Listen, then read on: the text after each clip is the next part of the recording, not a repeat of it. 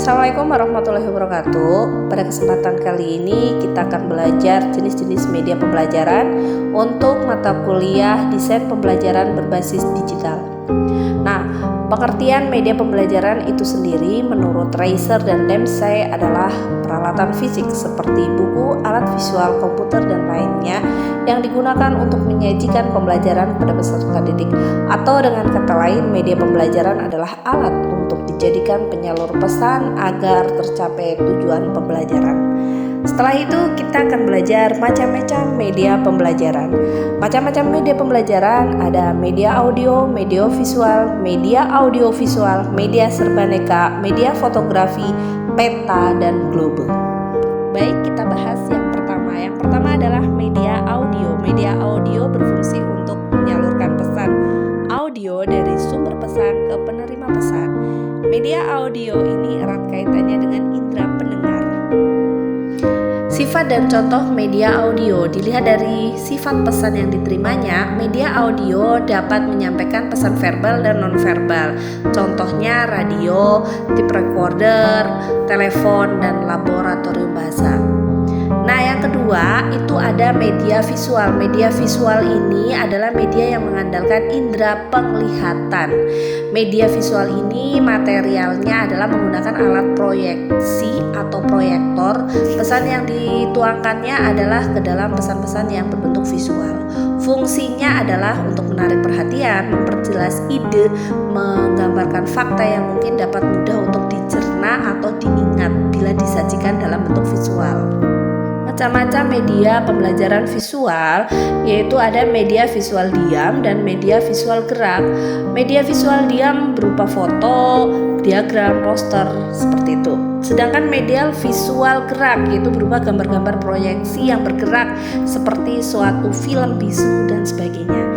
Nah, selanjutnya kita belajar media pembelajaran audio visual. Media pembelajaran audio visual ini merupakan media yang menggunakan menampilkan suara dan gambar.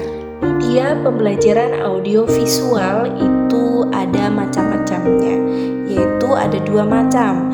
Yang pertama yaitu media audio visual diam berupa TV diam, film rangkaian bersuara, halaman bersuara, dan buku bersuara.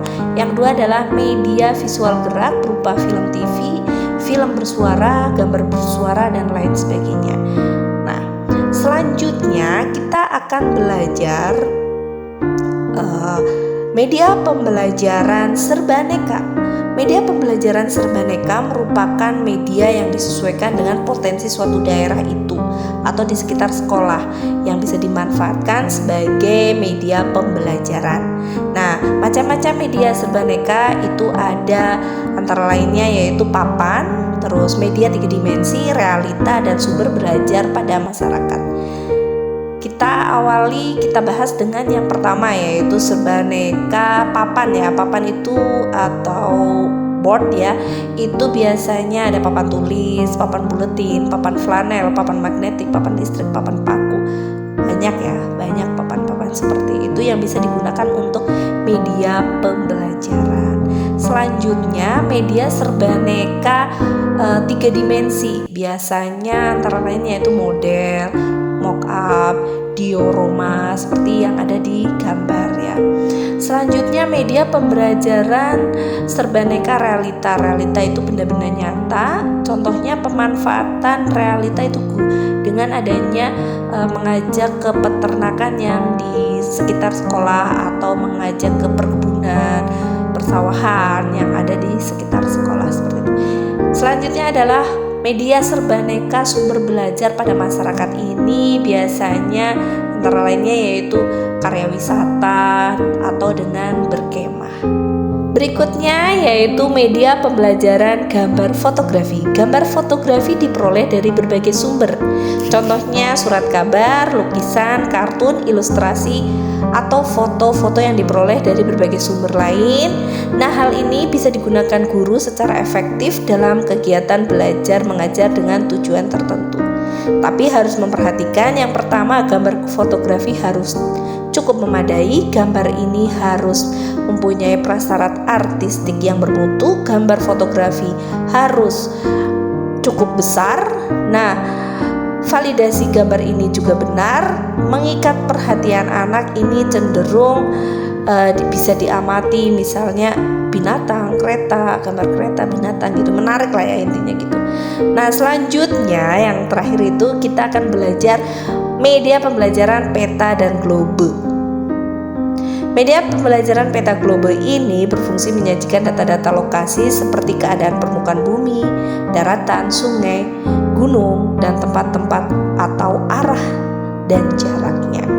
Fungsi media pembelajaran peta dan globe ini sangat banyak ya. Nah, kelebihannya yaitu bisa tahu posisi kesatuan politik. Nah, untuk tahu juga arah-arah geografis, kemungkinan siswa tahu tentang imigrasi, distribusi penduduk, hewan, kayak gitu ya. Serta kalau globe itu berarti bisa tahu bentuk bumi itu ternyata itu bulat, seperti itu. Terima kasih, itu saja. Wassalamualaikum warahmatullahi wabarakatuh.